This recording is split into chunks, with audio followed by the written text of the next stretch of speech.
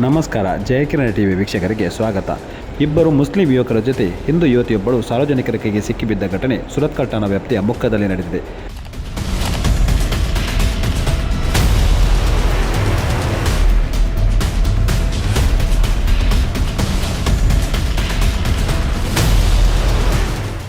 ಮುಕ್ಕ ಸಮೀಪ ಒಂದು ಕಾರಿನಲ್ಲಿ ಇಬ್ಬರು ಅನ್ಯ ಕೋಮಿನ ಯುವಕರ ಜೊತೆ ಹಿಂದೂ ಯುವತಿ ಸಂಚರಿಸುತ್ತಿದ್ದು, ಸ್ಕೂಲ್ ಬಸ್ ಡ್ರೈವರ್ ಜೊತೆ ಜಗಳವಾಡುತ್ತಿದ್ದಾಗ ಘಟನೆ ಬೆಳಕಿಗೆ ಬಂದಿದೆ.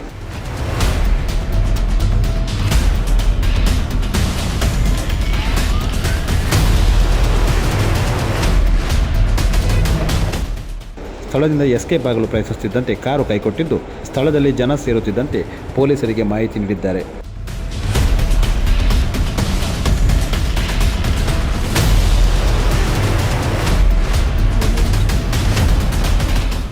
BMW ಕಾರಿಗೆ ಫುಲ್ ಟಿಂಟ್ ಅಳವಡಿಸಿದ್ದು, ಕಾರಿನ ಹಿಂದೆ ನಂಬರ್ ಪ್ಲೇಟ್ ಅಳವಡಿಸಿದೆ.